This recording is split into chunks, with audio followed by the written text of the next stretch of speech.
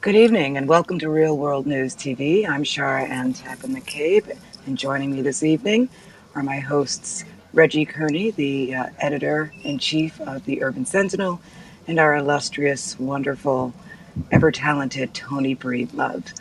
How are you all this evening? That's right, I said it. Don't give me that look. I'm good. How are you, Mr. Kearney? I'm doing fine. Yes, you are. That's what the guys usually say to the girls. Yes, you Mhm. are. So I tonight's show, what were you going to say, Reggie? I know. Cha. Oh boy.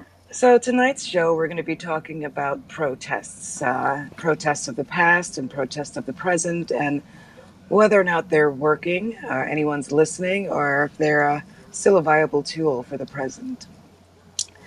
One of my first thoughts when Reggie suggested this topic was acknowledging that the foundation of American history is based on, quite literally, civil unrest and protest. You know, if not for that, we wouldn't have fought for our independence against England.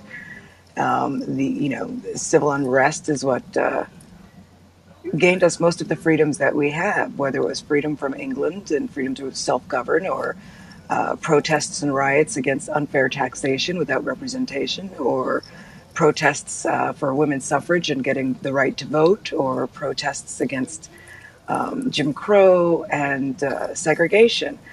Even labor laws and a lot of the things that we take for granted in the workplace today were hard fought battles, pretty much done in the street as people protested unfair labor practices. But we seem to be living in a time now where people see protests as unpatriotic, which is a little strange to me. Just like kneeling during the anthem is a respectful way to demonstrate your protest and exercise your right to free speech. Our right to protest is ingrained in our American history. So it seems strange to me that people are considering that unpatriotic and cause enough to be exiled or kicked out of the country or lose your citizenship or lose your benefits or what have you. Reggie, what are your thoughts? Well, that's very true. I think with the person that we have in the White House now, he's made it an issue of, downing anyone who decides to protest. And as you say, making that person look like unpatriotic and all this kind of stuff, you know. I think he does mainly to play to his base and stuff, you know. But even before he, got in the White House, um, I think protesting had lost his, to a certain extent, lost its luster. Mm. You've seen a number of protests, but after the protest is all over with, nothing comes out of the protest. If you look at the Million Man March, it was a great march, over a million men. A lot of promises were made to do a lot of different things in the African American community, but none of those things happen, you know. So you really got to measure how effective can you be with protest. Yeah, you know, and things may be happening. They're just happening on a very small scale, and the media most certainly isn't focusing on it. You know, we've talked during other shows about uh, entrepreneurial efforts in the diaspora, that are working towards helping people gain certain qualifications, like I think it's All Star Codes, which works on training African American boys on how to do code, or possibly girls too, I don't recall, on how to do code and, prepare for technological jobs of the present and the future. And there are a whole host of other leaders in the community that a drop in the bucket, as I say, is a drop in the right direction. You know, they're doing their bit, but we don't see anything happening on a national scale. And you know what's interesting? It occurs to me, not all protest is seen that way. I mean, look, the Bundys like to, and the sovereign citizens like to protest excessive government, and they got a tremendous amount of support. You know, you get the Nazis marching in Charlotte, and they get support from the White House. Hmm. So it just seems as though there's certain types of protests which are more palatable to the nation or the media than others. But in terms of our protests, I think unfortunately you get a segment of the population that loses focus and likes to burn shit down during the protests and wreak havoc, which distracts from the message and the intent of what they're trying to get accomplished. So I think it's equally difficult to gain national support when you have people acting out in that way. I mean, look at the Women's March. I don't recall anything like that happening during their march, and it was a jovial event with a lot of support. Now, what they accomplished, I couldn't tell you, but they certainly didn't ransack the towns that they were going through. Um, But when you look at that, Chara, okay, now, like I said, I'm old school from the '60s. Hide Okay, the matches. Hmm. the thing you got to realize when those riots happened back in the '60s, '68, during that time, the '70s and stuff, it was pent up anger and because of the treatment that the African Americans were getting during that time. Okay, granted, was it effective to burn down something? No, because in D.C., a lot of area has been built back up, but it took a while to build up those areas again. But I think it was a way of them to let out the frustration that they felt coming from things that were happening in the '60s. Now, when you look at Baltimore, when I can't even think of the gentleman's name that was killed, again, frustration from police brutality and things of that nature. Was it wrong? Probably was. Okay, as Reverend Buchanan said, violence does distract from the true message. But the thing is, it's pent up frustration coming from the members of the community. Okay, even with the Bundys on the other side of being extreme, their voices trying to be heard, they were willing to meet head on with the feds in an act of violence because of their frustrations of losing their land. So I think a lot of times when you have violence or destruction in marches of those types of marches and stuff, it's all frustration. They don't know how to let that frustration out because nobody won't listen to them. So they feel like if I burn something down, if I shoot someone, maybe somebody's going to listen. But you know what? I hate to jump in here like I am, but I will. I mean, I get the fact that people are saying, or people will refer to, the violent measures that are being taken during protests are a distraction. But you have media being the distraction of the true message. When when there is something that is going on that causes people to want to stand up and fight for their rights and be heard and be seen and just outright protest, whatever it is, you find the media then will find a story that is going to bump whatever that is that these people are protesting. Well, So you can't always look at it as that violence.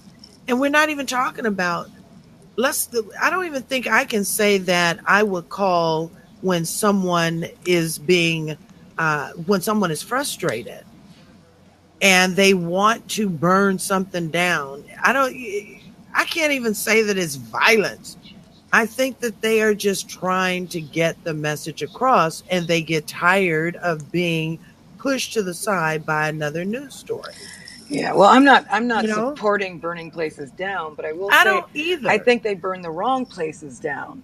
I think But they of ransack the course, wrong places. I mean, if you want to stay on message, then go to those places that are negatively impacting the community. Don't firebomb your your own neighborhood, neighborhood. your own neighborhood, your neighborhood barbershop or neighborhood franchise.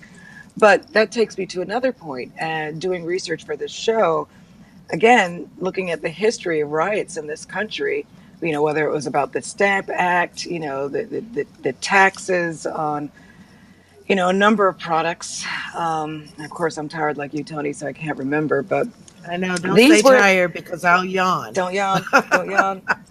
But there have been violent riots throughout American history, and not predominantly led by people of color or immigrants. Right. And you look at people in Middle America, or even the sovereign citizens, for example, they look on that with pride. That they think of these folks as their ancestors, and that they were fighting big government and fighting for the little man. But you would think that they would support then some of these other marches, because our marches against police brutality affect everybody. If the movement to require the demilitarization of the police force would positively impact everybody. But the media likes to alter the narrative.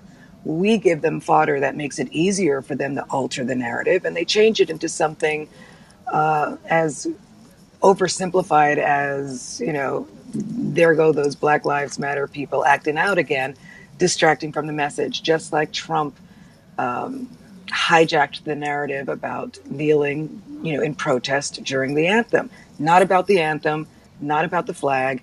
And if anything, kneeling is a sign of respect that was recommended by a Marine vet, Right. who said this is a way to continue to show respect for vets, but to give voice to your protest. And that has been completely whitewashed, if you will, in the media, and they make it about respecting the flag. And it has, they are respecting the flag. They're not trampling on it. They're not, kibitzing and talking shit to each other while people are singing the anthem. They are quietly kneeling in protest, showing respect while voicing their opinions in a very public forum. But the media and those people who are deathly afraid of change the narrative. And I started to ask myself to delve a little bit deeper. People are afraid of change. People are afraid of, to gain equality means somehow that they lose something. Giving women the right to vote and the right to pursue careers in whatever industry they wanted to took jobs away from men. Giving African Americans their freedom and the ability to pursue an education, learn to read and write, took jobs away from hardworking, white citizens.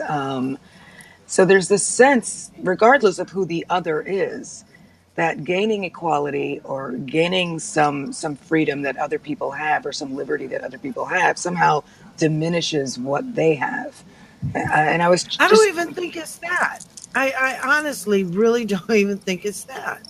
And I mean, it's my opinion, but I don't think it's a matter of the powers that be, or whomever they might be.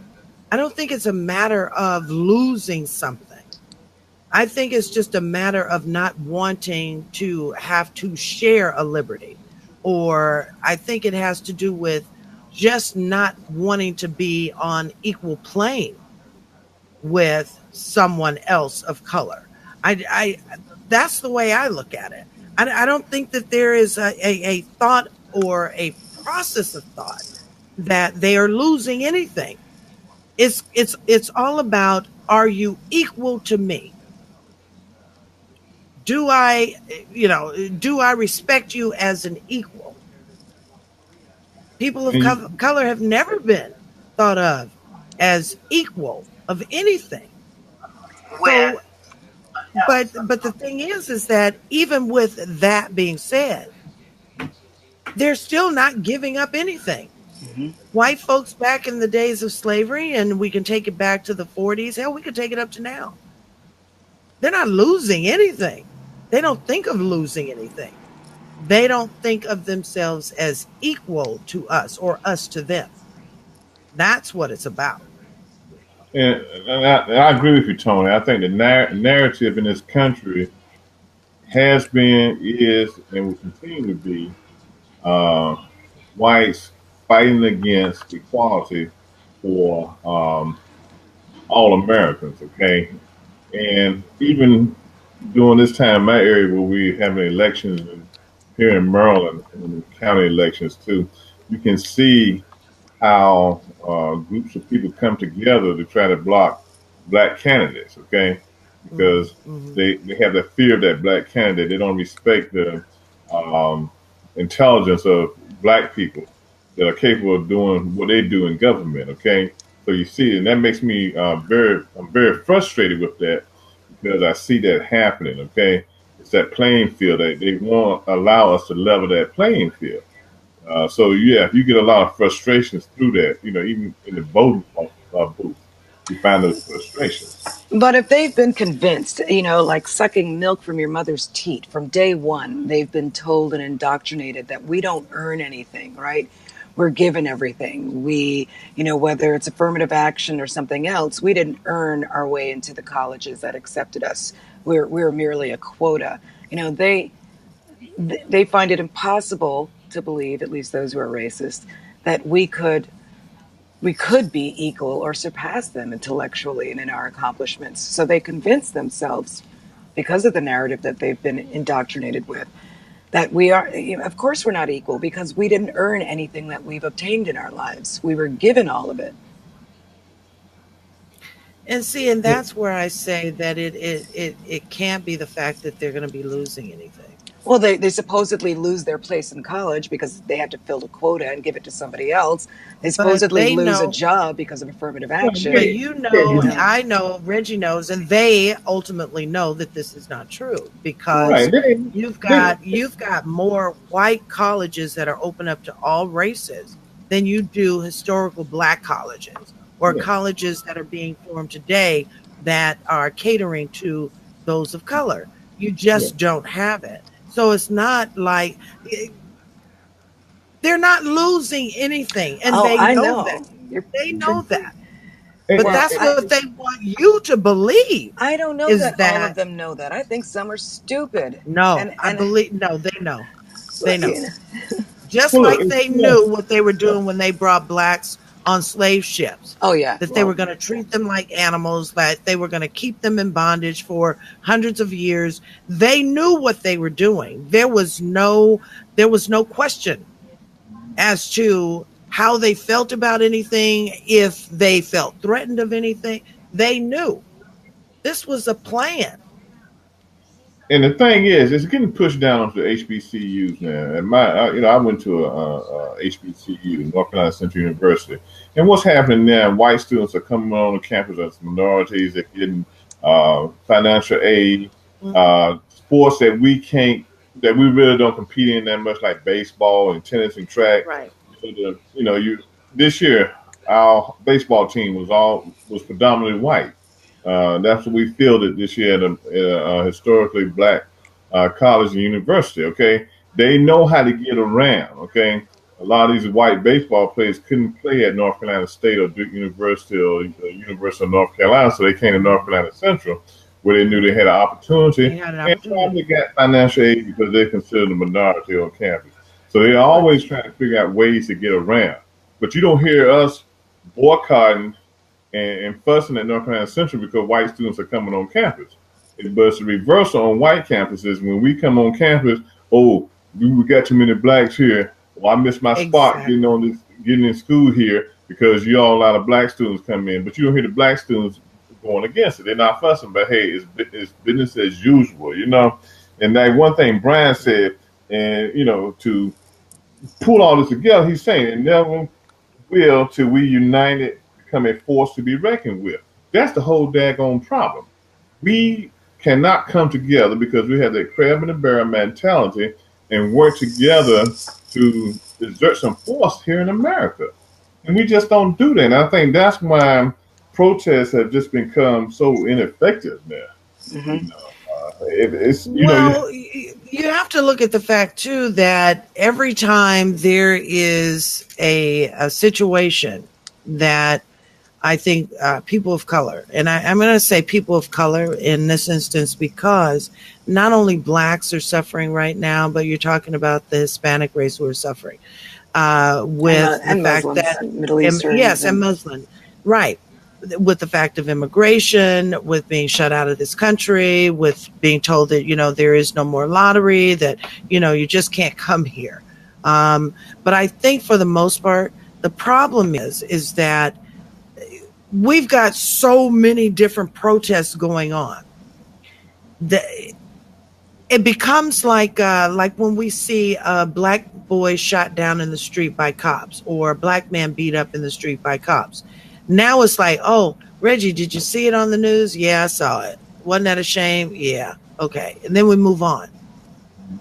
We become so desensitized to certain things that really are important to our way of living that we don't even see and understand what a protest is anymore.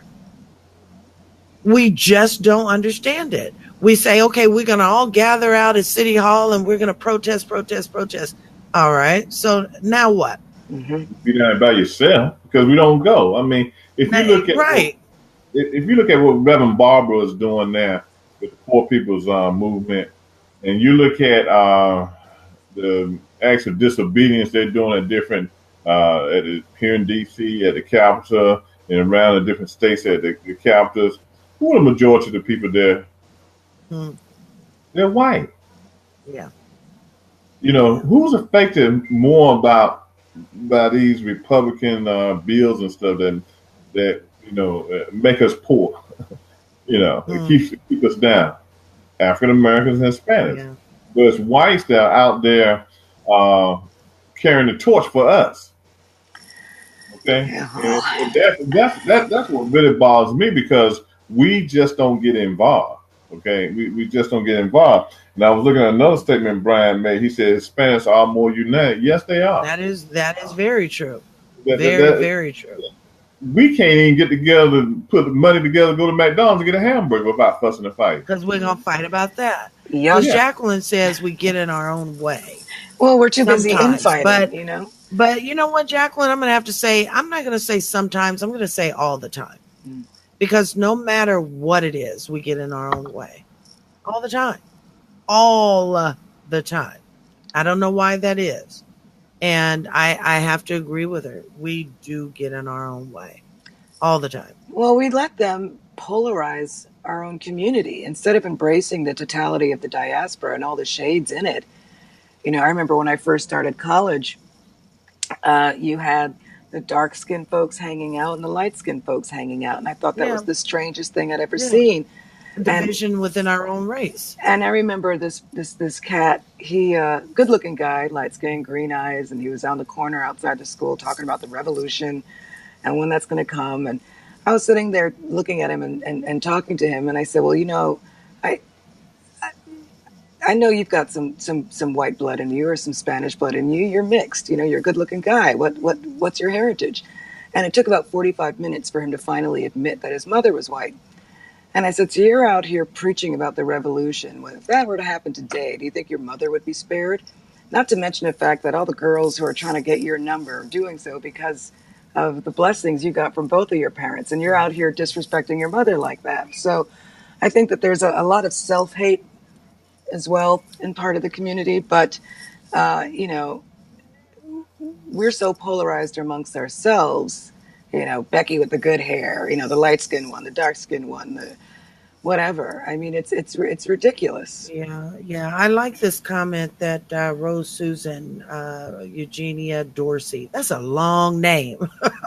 I like this comment. She says, I marched during the 60s, and she says she's tired of marching and she wants a more effective protest activity. You know, I get it. I get it.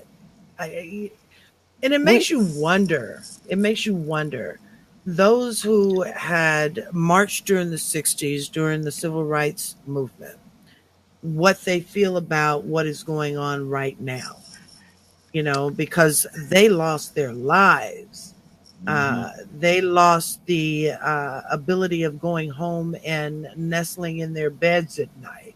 You know, they lost family members. I think they'd be disgusted if they saw that, you know, three what we look like now, 3 generations after their struggle, see people with their sagging jeans and, you know, talking shit on street corners and not going to school and not even not going to school, but not picking up a book and not trying to educate themselves, but, you know, perfectly fine standing outside and talking a lot of smack.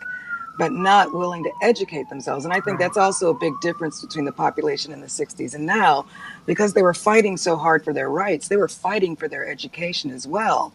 Here, we didn't have to fight for our education necessarily. You had to get good grades. You had to work for it.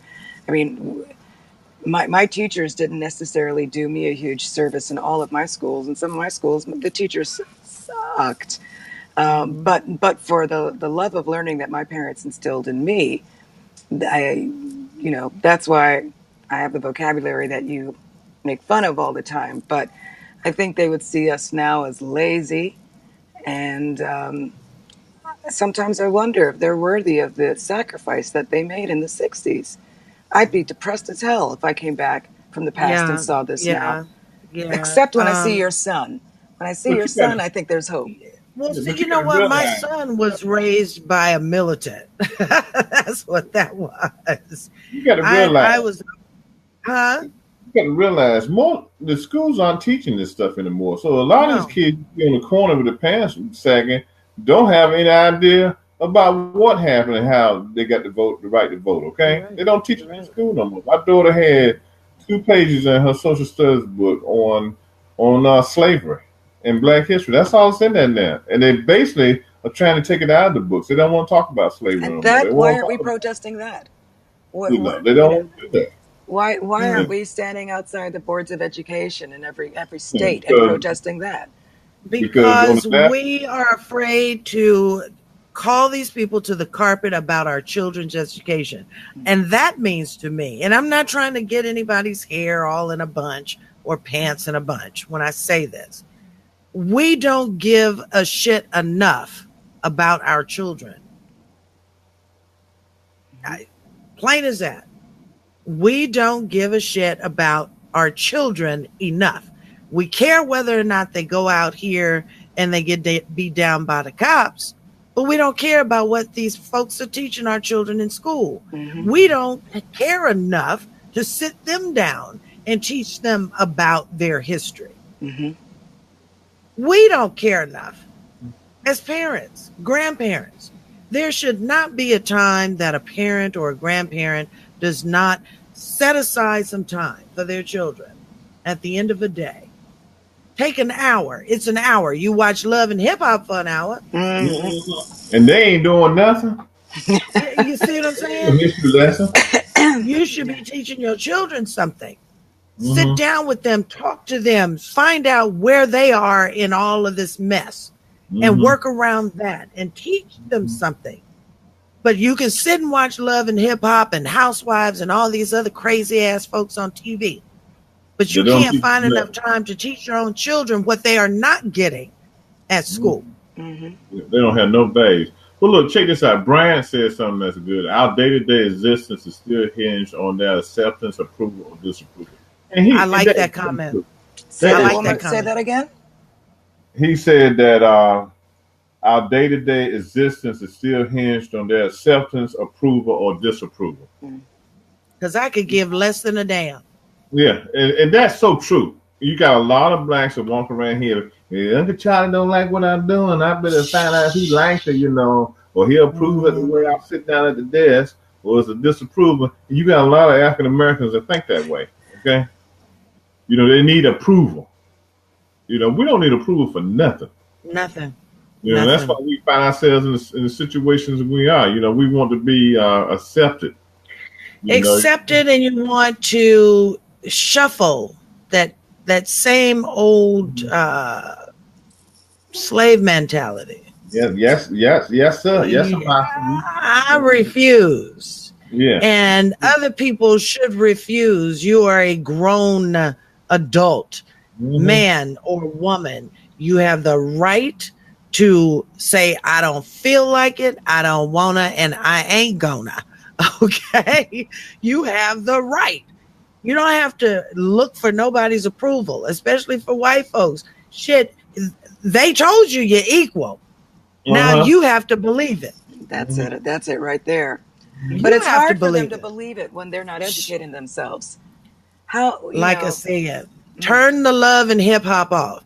Turn it off. And Jacqueline said something great too. She said, we are ashamed of our history. And we are. We are. You know, I'm telling you, I got a whole collection of lynching pictures. I'm gonna start posting in a couple of months Yes. on Facebook page. Yes. You know, Yes. because we have to remember our history. And I think when Mhm. we forget the crap we went through, I think that's another problem we have. Okay, you know, we have to be reminded of how white folks treated us. Like they treated us like daggone dogs, Yes. animals. Okay, Yes. you know what society that calls themselves a Christian society sits and hang people from trees with like it's a daggone picnic, like they're going to a daggone NBA basketball game. Okay. I would Mhm. say what would be really poignant if you post that picture and next to it you post a picture of some of the phenomenal students we have graduating with multiple degrees or getting Yeah. accepted into multiple colleges to show Mhm. the Mhm. disparity between those two images. Mhm. An Mhm. entire generation of people who could have aspired to greatness if not for the fact that they You were look And at I'm beggared. glad you we said that were. because maybe that's what has to be done. You have to show the Mhm. differences in time, the differences in how people have uh, allowed or shit. They didn't have a choice. Like Yeah. Kanye would think they had a choice, but then no, they did have a choice. Hmm. People were losing their lives throughout Mhm. slavery, and still right here in modern day time. Yeah. I And you mean, have to show the differences and the disparagement between the two. yeah. Maybe people will wake up. We are a smart race of people. We Say that came. again. We are a Say that smart again. race of people. We came out of slavery Yes. and built the Black Wall Street in Oklahoma. White folks were so upset about it. We were able to build our own banks, our own schools, our own funeral homes. That they came in and literally burned down it, thinking that we were getting too far ahead of ourselves. Hmm. So maybe that's the form of protest that we should be taking now. Instead of marching in the streets, pooling our resources. And we've talked about this on other shows and how other communities like the Korean community or the Hasidic community and other groups, probably in the Middle East, is what Middle Eastern communities as well, they pool their resources. They act as a community. If Hmm. we were to do that with a little help from some of the Black-owned mega churches, we could establish towns with schools and rebuild the Tulsa Wall Street as you referenced. And the other thought I had when we were talking about that earlier is instead of marching, we march to the voting polls. We march behind somebody we want to get elected, and that's the other problem. There still isn't proper representation, and maybe that's where Hmm. we need to be focusing our efforts. Hmm. I like what Rose, I'm gonna have to shorten your name. Rose Dorsey. You got too many names in there. She says enslaved people came here with skills. And We she's did. right. She's right. Who the hell do you think built America? Mm. Who invented potato chips? A black man. Who invented blood plasma? A black man. The Okay. elevator, the The ironing stoplight, board. the Yes, we cotton could go gin, on The and stoplight, the stoplight. Yeah. heart we can go surgery. on and on. The Look, cotton gym. Come on. yeah. Look, Come they on. want. So They why do we want. continue to dumb down our race? Yeah, we ain't dummies. Shit, we smarter than they are. Yeah, We need to but show we on don't TV. know it. Yeah, we need to show We on TV. don't know it. They had a show on TV talking about are you smarter than the fifth grade? We need to show on TV are you smarter than a black man? Okay, or a black person. Okay, shit. And they keep talking about they want us to go back to Africa. Okay, we'll go back to Africa, but we're gonna take Okay. everything with us that we created. And if we do that, they ain't Exactly. gonna have nothing here when we leave. Nothing. Nothing. We invent Nothing. too much stuff, okay? And that's what we got to And teach our kids that we yeah. invented stuff that they didn't have no way to even know how to do it. You know, Mm-hmm. Put a who man on the invented, moon. yeah, who invented the super soaker? A black engineer from NASA Of all invented things, the the super soaker. super soaker. I can't say I'm very happy about the chips, though. That hasn't been a friend of mine, I'll have to say. Well, I Oh, love they're a chips. friend of Because mine. every They time are a I think friend of of chips, I think of a mine. black man, okay? You know, Uh-uh. Now, onion and garlic are my weakness. yeah. Oy. I mean, you know, we are a great people, and you know, maybe we have to redefine what protests mean. Okay, Mm.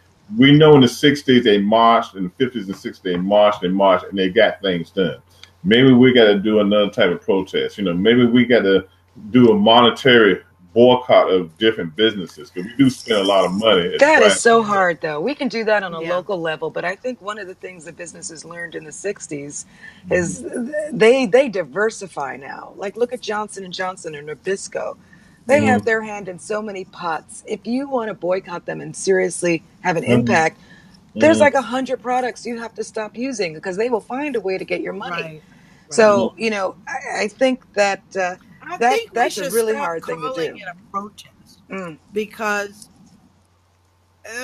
well, I'm going to say maybe we should start calling it something else and trying to strengthen ourselves as a people and stop thinking that we have to get out there and protest with Mm-hmm. every incident that happens.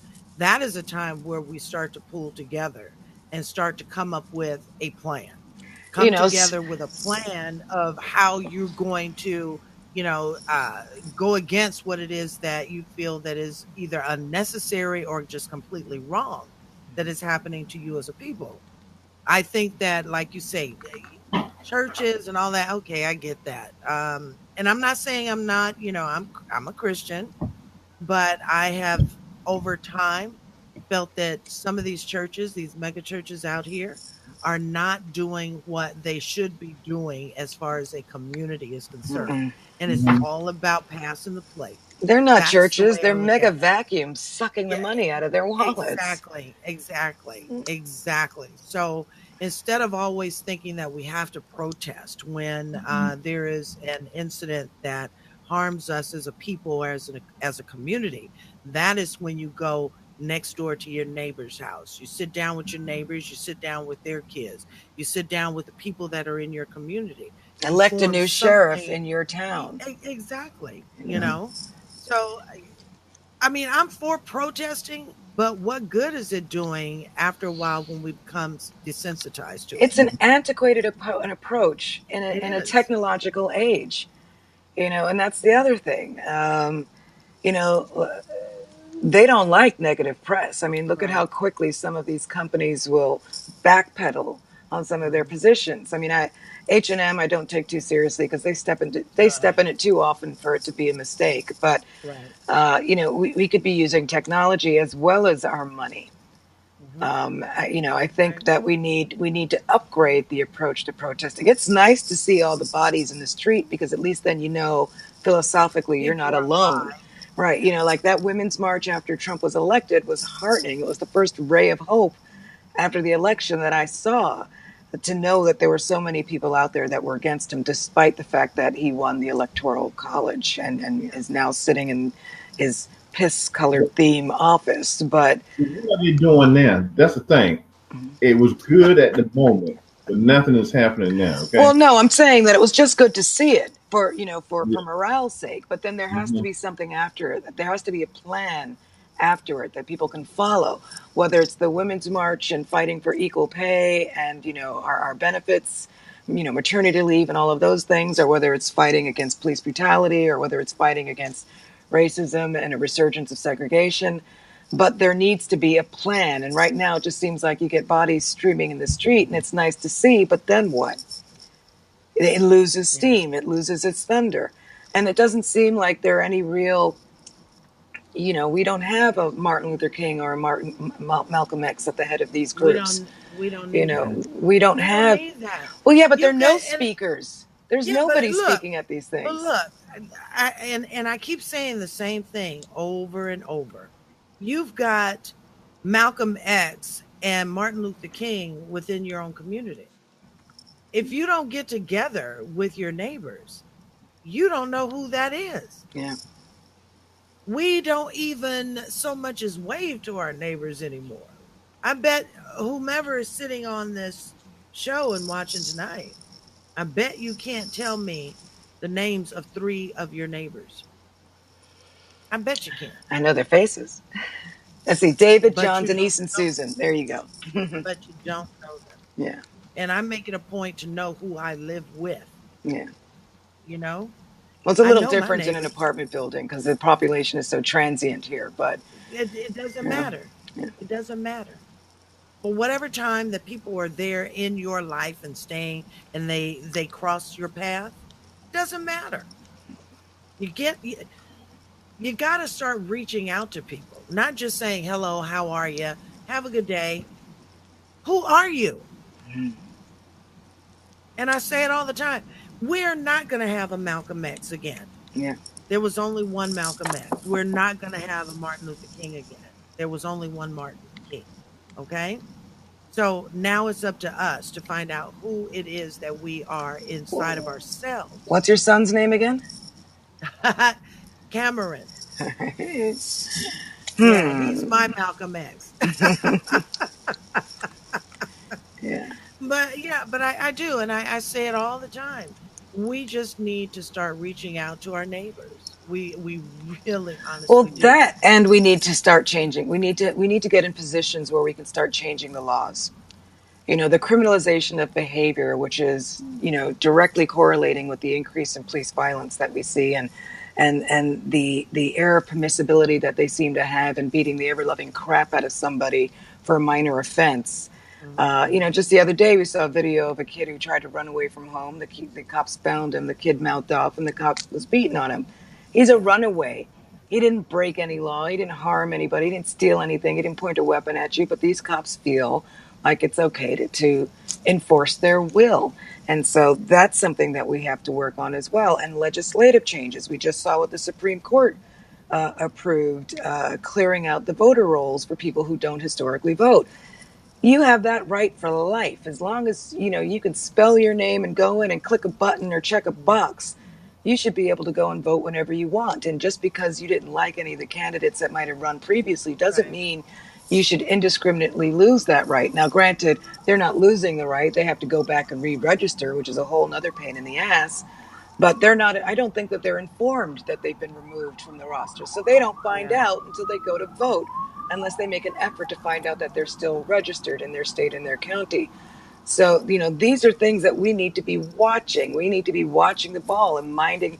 We can't be letting the wolves mind the hen house. We're sitting back passively watching all of this shit happen and complaining about it, when, you know, every one of these folks can start intermittently doing things. Like you said, meet your neighbor, get a voting block, change the sheriff in your community, demand that change. You've got to maintain your name on the voter registration rolls too, okay? When you look at the case of Supreme Court coming out of the state of Ohio, what you're going to have is voter suppression throughout the country, because what they're trying to do is remove poor blacks and poor Hispanics. Of course, that's what they're doing from the voting rolls. So we do need to protest that. We do need to march on the state capitol. We do need to march to the election board and fight. And we need to go back into the courts, okay, with court cases to test these laws that are being established and passed, and keep fighting against them, okay? We can't allow the court system to have the final word on how we vote, okay? And we've got to gather, like you said, we got to gather these people together, and we have to take them to the voting polls, the election board offices before voting time comes around, make sure they register to vote, and a whole lot of things we got to do. North Carolina right now is the worst state in the country with voter suppression, okay? They have close to probably 500, 700,000 people that need to be registered to vote, and most of them are African Americans. But people aren't gearing up for these races by going out and finding these people and getting them to the registrar's office to vote. I mean, it's a lot of work that has to be done, because if we don't, this mess that we got in the White House will continue until eternity, okay, into the world. Okay? Bite your tongue. Right. Well, it is, because we're not exercising our vote. We have to exercise our vote, and that's what he wants. He couldn't get it through his so-called voting commission, whatever they called it, to purge and make sure to see who voted. You know, come on now. I mean, you know, he's trying hard, and he's going to make it if we don't get out and figure an end game to get around what he's trying to do. See, and what the Republicans are trying to do. He and the Republicans know that. Because just like we recognize the failings, they recognize it. They know what they're doing. Of course they do. They recognize it. They know what they're doing. They know that we're not going to do anything. The protest, people are now becoming desensitized to it. It just doesn't matter anymore. Now you've got to do something else. We have to change our approach. Yeah. And look, Rose Susan, this is what she said. Well, in many cases, we need to network with others, sometimes with whites where we have common interests. In her community, they have allied around healthcare. Yeah. That's a good You cause. got to find a cause. Yeah. You have to find a cause. Yeah. You definitely need to do that. You know, Yeah. and for a lot of communities, it's going to be rallying around voter registration, which needs to be. You know, these guys hanging in the corner all day with their pants hanging down to the knees. They need to know they need to go vote. Okay. Assuming they can. Yeah, they're not a felon. Yeah. You know, and that's another thing we need to fight. We need to rally behind that to try to get this Republican-led Congress, or either Kim Kardashian might be able to help us get felons the right to vote again. Go figure. Okay, so that's when I give you the look. Well, better her than Stacey Nash, who pulled out of who pulled out of her bid to run for election. By the way. Yeah. So I'm disgusted. Kim is a new face of injustices, you know, in the prison system, you know. I think that was her way of trying to distract from Kanye's stupidness. That's what that was. Exactly. I agree with that. I do agree with that. I think this is a perfect time for me to mention the sponsors. What you guys think? Yeah, go ahead. Make me hungry. I always get hungry when you talk about them. Sponsors. No, not anymore. We used to. We used to. Soul Food, remember? That goes down, unfortunately. I was so sad. I was sad. Oh my gosh. Well, tonight's show and all shows under the Hot Topics Talk Radio Network, Real World News TV, is sponsored by Shades of Africa in 2 locations, in the city of Corona and in the city of Long Beach. Whenever you're in the city of Corona or in Long Beach, stop by their store. Mention Real World News TV or the entire Hot Topics Talk Radio Network, and you'll receive 15% off your purchase. Shades of Africa, for the mind, body, and spirit. Also sponsored by SPMG Media, Miss Gina Smith. We thank you, Miss Gina Smith, for everything that you do here at the network. She is also our publicist, so she makes sure that everything that goes on with all of the shows is generated in print or in digital media throughout the country and actually all over the world. These shows are hitting 12 countries, so we thank you, Miss Gina Smith, for all that you do. Also, Mr. Reggie Kearney, I call him my baby daddy. Oh, boy. Hi, baby daddy. Mr. Reggie Kearney with the Urban Sentinel. He is the editor-in-chief. That is a fantastic paper, and I'm not saying that because I call him my baby daddy, okay? It is just a fantastic paper. He hits all of the fine points when it comes to news, so you got to check him out. Urban Sentinel, available in digital and in print. So for more information regarding Mr. Kearney, of course, you can catch him here or on Facebook. But that is not it. We are now sponsored by FES Protection Plan. Ms. Stephanie Jenkins, she is one of those folks that can help you get your financial footing. So to clean up your credit, to get rid of some of that debt, I want you to get in touch with Ms. Stephanie Warren Jenkins of FES Protection. So for all the information regarding all of our sponsors, head on over to our website at hottopictalkradio.com/sponsors. And while you're there, make sure that you check out all of the shows, even the archives dating way back to 2011. So for more information, head on over to our website, hottopictalkradio.com. All right. You know, send me that link because I need to get some nature's blessings. Excuse me. You know, and before we close out tonight, you know, one of the things I've always said, if the Black Lives Matter group could come together under an umbrella and pick a board of directors and a president and regional people, they could really operate and get some things done. Yeah. But again, you have every area working independently of the other. And they'll never be effective as long as they do that. Now, running fast in place is what they're doing. Yeah, and they need to come together and say, look, I don't care who's the president. We got to come together and work together and have a leader, have one voice, one spokesperson, and then, you know, work in these areas together to come across some common good. When the last time have you heard anything about that? Only when Every Fox wants to make an Makes it anti-POC oh comment. yeah, exactly, That's yeah, it. exactly. yeah. But everything we do starts out with fire and flare and potential. But then somebody puts a little water on it and we sputter. Don't even get to the finish line. And that's what disappoints me. Because these young people have some great ideas, but they don't know how to come together under one umbrella and work those ideas. Yeah, Maybe we gotta put your son out there, Tony. He's that's what I'm trying to saying. You know what? I was telling Chara that we are actually working on developing another show, hmm and if I can get some rest, that's my problem.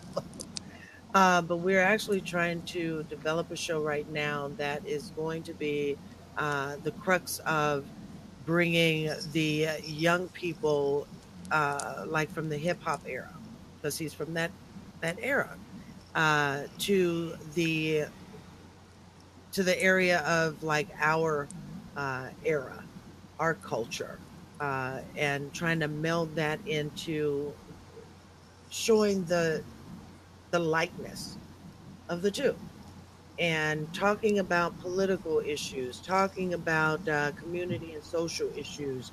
But we're looking at it on two different planes, because me at 57, he at 30, 31, there's a difference there, but it's all so much the same too.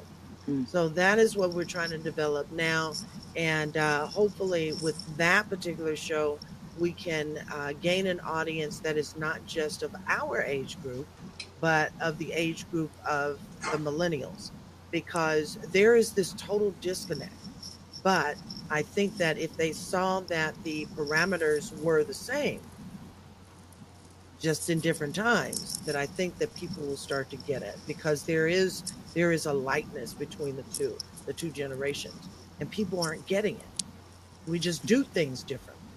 So Yeah, the that's what we're language has working on. changed, but the message is the Absolutely. same. Yeah. Exactly. And the Exactly. And that's what we're struggle trying to do. remains Yeah. the same thing. Yeah. So I just need to get some rest to be able to develop the show, and those shows would be on a Saturday, so then that way I can kind of do it when I'm having my coffee. So it's coming. It is coming. But he is highly intelligent and knows a lot about a lot. And I think it's time for him to share that with a lot of people. Mm. I really do. So that's that. Well, Brian said, keep this conversation going. It's much needed. I agree, Brian. It is much needed. We got to keep on keeping on. Like I said, the struggle is real. And with the current Congress and Senate and the food in the White House, we just have too many. We have to get it right. We have to get it right because Did they're you just trying to call your really. president a fool? Yeah, it is too.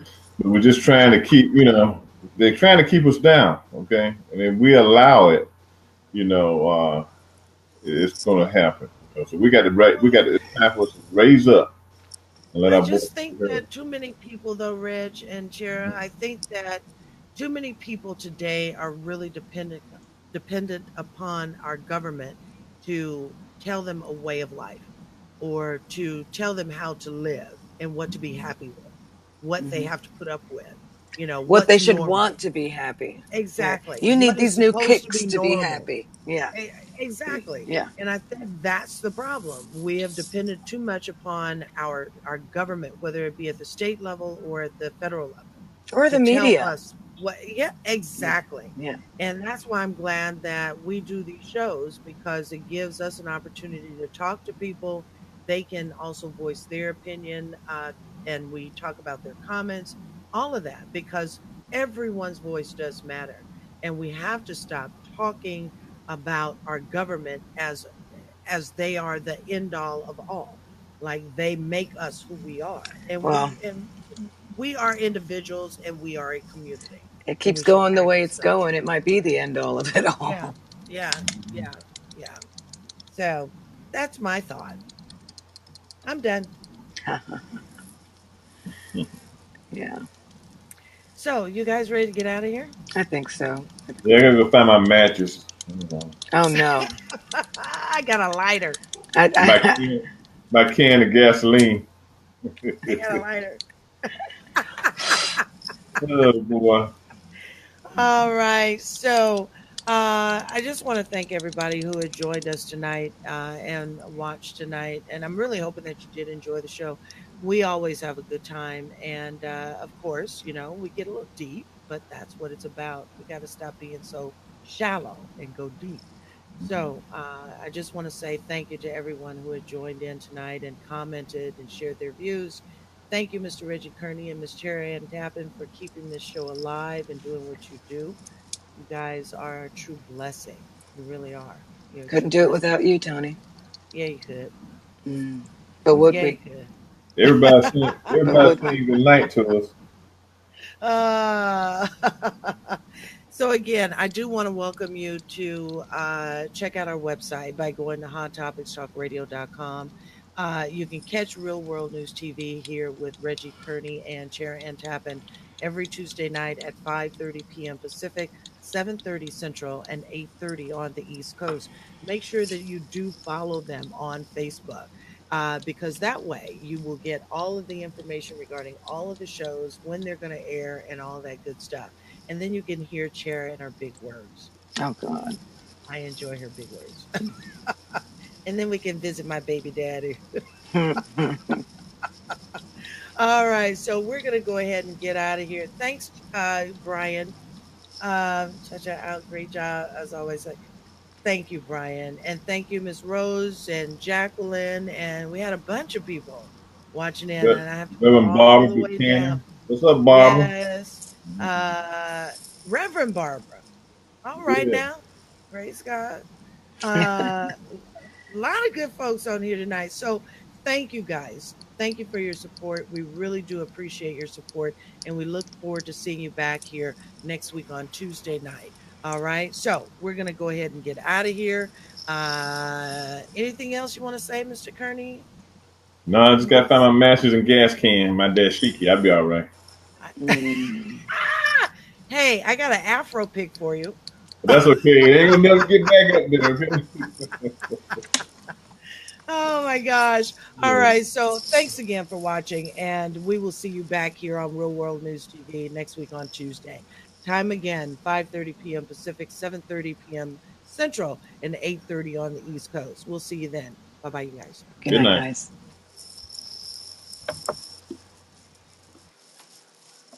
Real World News TV, you are now clear.